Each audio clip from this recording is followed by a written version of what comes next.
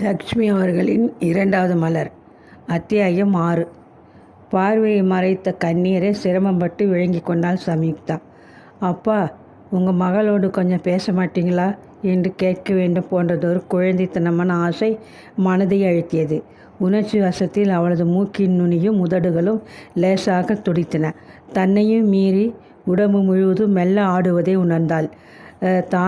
தானாடாவிட்டாலும் தசை ஆடும் என்பார்களே, எத்தனை பெரிய உண்மை!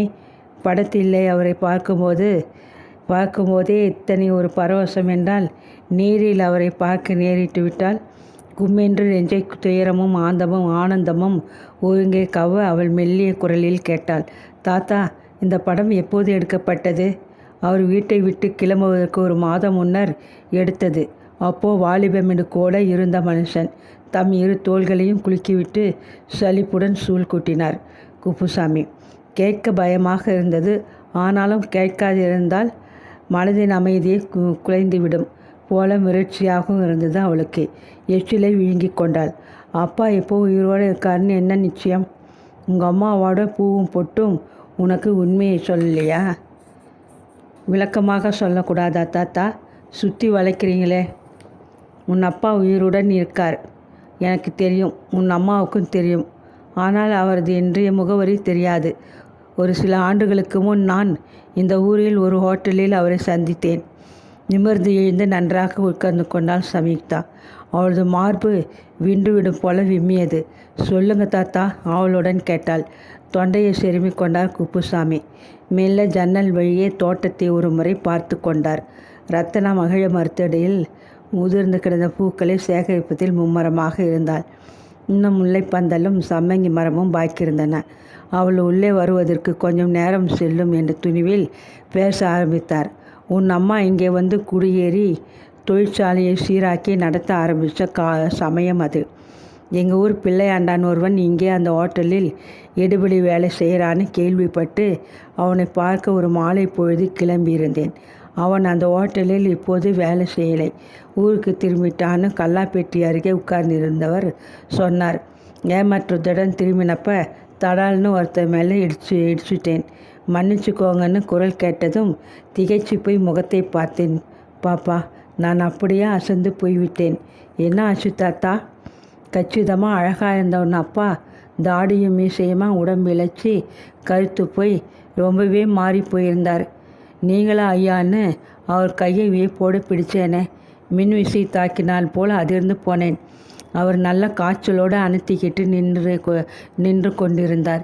பிறகு விசாரிச்சப்போ தெரிஞ்சது, அந்த பக்கத்திலே அவர் ஒரு லாட்ஜில் தங்கியிருப்பதாகவும் 4 நாளாக காய்ச்சலோடு அவதிப்படுறதாகவும் சொன்னார். அப்படியா? சம்யுக்தாவுக்கு அழுகை தொண்டை அடைத்தது.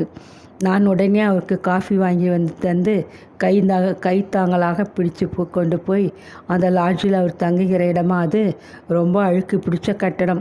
மக்கள் வாசனை அடித்த அறைக்குள்ளே அழைச்சிட்டு போய் அவரை பல நாள் துவைக்காமல் கிடந்தது போல தெரிஞ்ச படுக்கை விரிப்பு கிடந்த கட்டில் மேலே படுக்க வச்சப்போ என் மனசு ரொம்ப வேதனைப்பட்டது.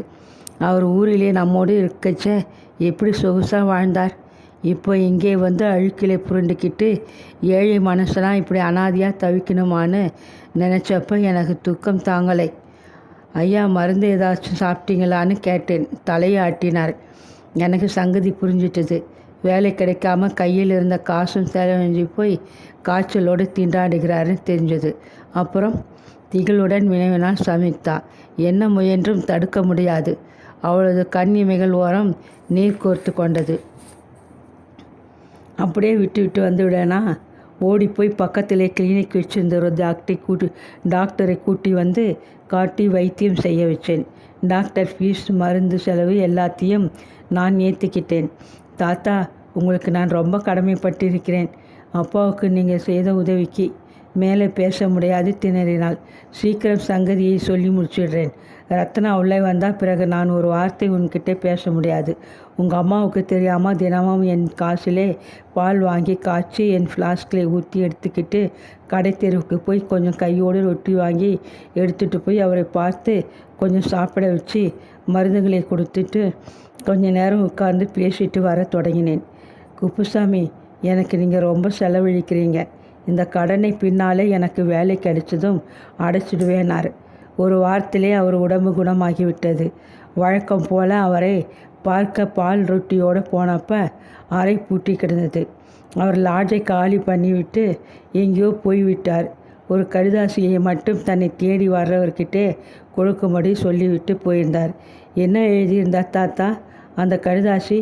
கேட்கும் முன் கண்களிலிருந்து நீர் முத்துக்களாக கண்களில் உருண்டது. அதையும் பத்திரமா வச்சுருக்கனே. இந்த பழுப்பு உரைக்குள்ளே உங்கள் அப்பா எனக்கு எழுதின கடிதம் இருக்குது, படிச்சுப்பார். அவளிடம் அதை தந்துவிட்டு மீண்டும் கவலையுடன் தோட்டத்தை பார்த்தார். மாலை மங்கி கொண்டு வந்த நேரத்தில் இன்னமும் ரத்தனா முல்லைப்பந்தலை விட்டு அகலவில்லை. பரபரப்புடன் கடிதத்தை பிரித்தாள். தீர்க்கமாக தெரிந்த அப்பாவின் கையெழுத்தை முதலாக அவள் பார்த்ததில் ஏற்பட்ட உணர்ச்சி கொந்தளிப்பு நெஞ்சை நடுங்க செய்தது. அப்பா மட்டும் கூட இருந்தால் அவளது பிறந்த நாள் வரும்போது வரும் வாழ்த்து மடல்கள் ஒன்றில் மனமாற வாழ்த்தி தீர்க்கமான தமது கையெழுத்தை போட்டு அவளது படிக்கறை மேஜை மீது தாமே கொண்டு வந்து வைத்திருப்பாரே. அவள் பொக்கிஷம் போல அவரது வாழ்த்து மடல்களை சேகரித்து வைத்திருப்பாளே. யார் யாரோ அவளுக்கு இப்போது வாழ்த்து மடல்கள் அனுப்புகிறார்கள். ஆனால் அவை யாவும் அன்புள்ள உன் தந்தை லோகநாதன் என்ற கையெழுத்துக்கு ஈடாகி விடுமா? கண்களை துடைத்து கொண்டு கடிதத்தை படித்தாள். பிரியமுள்ள குப்புசாமிக்கு, நான் முன்பணமாக தந்த வாடகை இன்றுடன் தீர்ந்து விடுவதால் இடத்தை காலி செய்து கொண்டு போக வேண்டியுள்ளது. நீங்கள் வரும் வரை காத்திருக்க முடியவில்லை. மன்னிக்கவும். நீங்கள் செய்த உதவிக்கு நான் மிகவும் கடமைப்பட்டிருக்கிறேன். வேலை தேடிக்கொண்டு வடக்கே போகிறேன். மீண்டும் சந்திப்போமா என்பது சந்தேகம். நீங்கள் தந்த முகவரியை பத்திரமாக வைத்திருப்பேன். ஏனெனில் எனக்கு திடீரென்று உடல் நலம் குறைந்து மரணம் ஏற்பட்டால் என் மறைவு பற்றி என் மனைவிக்கு யாராவது தெரிவிக்க ஏற்பாடு செய்து விடுவேன். உமக்கும் கடிதம் வரும், தெரிந்து கொள்வீர்கள். உயிருடன் இருந்தால் என்றாவது சந்தித்தால் நீங்கள் செலவழித்த பணத்தை வட்டியுடன் திருப்பி விடுவேன். எனக்கு நீங்கள் ஒரு உபகாரம் செய்ய வேண்டும். என் மகள் என்னை பற்றி எப்பொழுதாவது உங்களிடம் கேட்டால் நீங்கள் என்னை பற்றி தெரிந்து கொண்டுள்ள நல்ல சங்கதிகளையே சொல்ல வேண்டும். பாவம் அவள். சின்ன வயதிலே அவளை பிரிந்து நான் வெளியேறிவிட்டேன் என்ற உண்மை அவளுக்கு தெரிய நியாயமில்லை. என்னை பற்றி கசப்பான எண்ணங்களை உருவாக்கி கொள்ளாது தவிர்க்க முயலுங்கள்.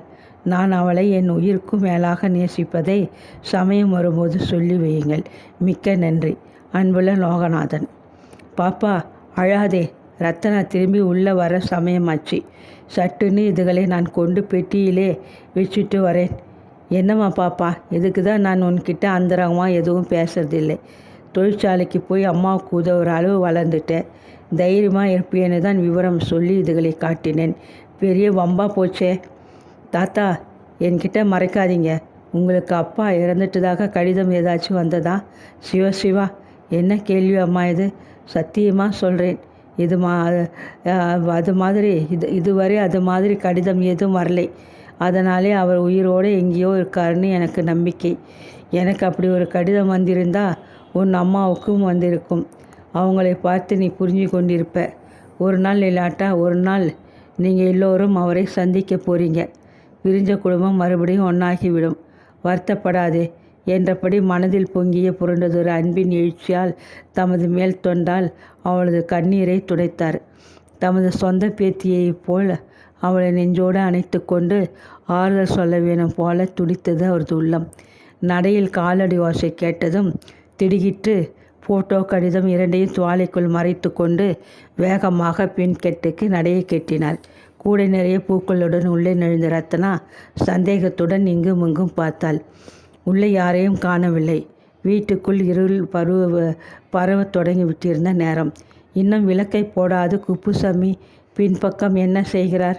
முதலில் பூஜை அறை விளக்கை ஏற்றிவிட்டு மற்ற எல்லா விளக்குகளையும் எரியவிட்டாள். வேகமாக பின்பக்கம் இருந்து வந்த குப்புசாமி சாப்பாட்டறை மேஜை மேலே இருந்த தட்டு, டம்ளர் முதலியவற்றை எடுத்துக்கொண்டு திரும்பும்போது உன்னிப்பாக பார்த்தாள். தட்டுகளில் டிஃபன் பாக்கியாக இருந்ததை கவனித்து விட்டாள். அவளுக்கு கோபம் பொத்து கொண்டு வந்தது. கையெறிய சம்பாதித்த தன் காசாக இருந்தால் இப்படி பண்டம் பாழ் செய்பவரா? ஊரான் வீட்டு சாமான் தானே என்று அசட்டை. தாடையிறுக அவரை வெறுத்தாள். சின்னம்மாவுக்கு வேண்டியதை கேட்டு பரிமாறுவதற்கென்ன? இப்போது மீதமானதை குப்பை தொட்டியில் போட போகிறீங்க. யாருக்கு லாபம்? பற்களை அழுத்தி கடித்து கொண்டார் குப்புசாமி. சமீபத்துக்காக அவர் அந்த வீட்டில் இன்னமும் ஒட்டி கொண்டு இருக்கிறார்.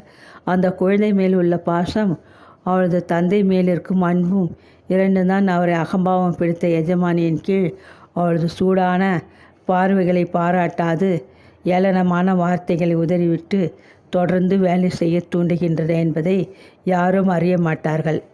துளியளவு டிஃபன் பாழாகிவிட்டதுக்கு பதவி போய் விழுகிறியாம்மா? ரத்னா, ஒரு இளம் பெண்ணின் உணர்வுகளை குழப்பி எப்படி அவளது வாழ்வு பாழாகிவிட்டிருக்கிறது என்பது உனக்கு தெரியுமா?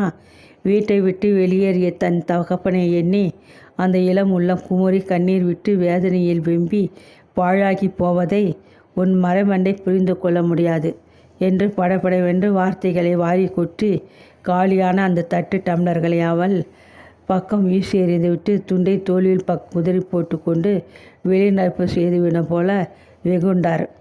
அவசரப்படக்கூடாது. சம்யுக்தாவுக்கு சந்தர்ப்பம் கிடைத்த போதெல்லாம் விவரமாக நடந்ததையெல்லாம் சொல்லிவிட வேண்டும். அம்மாவிடம் அதிர்ந்து பேசத் தெரியாது வளர்ந்து நிற்கும் அந்த பெண்ணுக்குள் துணிவையும் சுதந்திர உணர்வையும் தூண்டிவிட வேண்டும். அந்தஸ்து பீடத்தில் உட்கார்ந்திருக்கும் இந்த அம்மா ஒரு அரக்கி என்பதை அவள் புரிந்து கொண்டு எதிர்த்து போராட வேண்டும். இந்த ரத்னாவை தூக்கி இருக்க வேண்டிய இடத்தில் வைத்து இவள் கொட்டத்தை அடக்க வேண்டும். அதுவரை பொறுமனமே பொறு. தமக்குள் எண்ணியபடி மௌனமாக சமையல் அறைக்குள் மறைந்து விட்டார். அன்று இரவு வீடு திரும்பிய வசுந்தரா மிகவும் மகிழ்ச்சியாக காணப்பட்டாள். சிறிதளவு கூடுதலாக சப்ஜியை தவறிப்போய் குப்புசாமி பரிமாறிவிட்டதை அவள் கவனிக்கவில்லை. கன்னிமைகள் வீங்கி முகம் உப்பி போய் மௌனமாக குனிந்த தலையுடன் சாப்பாட்டை குறித்த மகளின் மனக்குழப்பத்தை கண்டு கொள்ளாது அவள் பேசினாள்.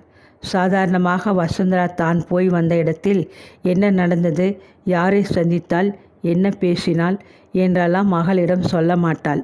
ஊர் வம்புகளை இந்த சின்ன வயதிலேயே அவள் ஏன் தெரிந்து கொள்ள வேண்டும் என்ற கருத்து. ஆனால் அவளால் இன்று பேசாதிருக்க முடியவில்லை. போன இடத்தில் அவள் சந்தித்த தொழிலதிபர் சிவபிரகாசத்தின் குடும்பத்தினரை அவளுக்கு ரொம்பவே பிடித்து விட்டிருந்தது. சிவபிரகாசம் நகரத்திலே பிரபலமானதொரு காகிதமை தயாரிப்பு நிறுவனத்தின் அதிபர். ஆசைக்கும் அந்தஸ்திற்கும் ஒரே மகன். அமெரிக்காவில் MBA முடித்துவிட்டு திரும்பியிருந்தான். விழாவுக்கு அவனை அழைத்து வந்திருந்தனர் சிவபிரகாசம் தம்பதியர். பலாப்பழத்தை மொய்ப்பது போல பெண்ணை பார்த்தவர்கள் எல்லாம் அவனை சுற்றி கொண்டு பேசி சிரிப்பதில் பொழுதை கழித்தனர். அப்பொழுதே அவள் தன் மனத்திற்குள் ஒரு கணக்கு போட்டு விட்டிருந்தாள். நான் இன்னைக்கு திருமதி சிவபிரகாசத்தை அந்த விழாவில் சந்தித்தேன். வசுந்தரா மெல்லிய குரலில் கூறியதை கேட்டு மகள் ஒன்றும் புரியாது விழித்தாள். அவங்களோட ஒரே பிள்ளை மோகன் பெற்றோர்களோடு விழாவுக்கு வந்திருந்தான். சம்யுக்தாவுக்கு பளிச்சென்று புரிந்தது. முகம் சிவந்து நெஞ்சு படபடக்க ஆத்திரத்துடன் தாயை வெறித்தாள். அம்மா, எனக்கு இன்னைக்கு ஒரே தலைவலி, சாப்பிட முடியவில்லை, மன்னிச்சுக்கோங்க என்று எழுந்து வேகமாக பீங்கான் அருகே சென்று கைகளை கழுவி வாயை துடைத்து கொண்டு தாயை திரும்பி பார்க்காது மாடிப்படிகள் மீது தாவி ஏறி தன் அறைக்குள் சென்று கதவை தாளிட்டு கொண்டு படுக்கை மீது தொப்புன்னு விழுந்து விட்டாள். அவளது வாழ்க்கையை அம்மா தன் விருப்பப்படி அமைக்க பார்க்கிறாள். முடியவே முடியாது. அம்மா அவளை தன் கை பொம்மையாக ஆட்டி படைப்பதற்கு அவள் என்னை அனுமதிக்கப் போவதில்லை. ஆத்திரத்துடன் தலையணி மீது அவள் பல தடவை ஓங்கி குத்தினாள். கீழே சாப்பாட்டறையில் வசுந்தரா தன் மகளிடம் திடீரென்று காணப்பட்டதொரு துணிச்சலின் தாத்பரியம் புரியாது திகைத்து போய் உட்கார்ந்திருந்தாள்.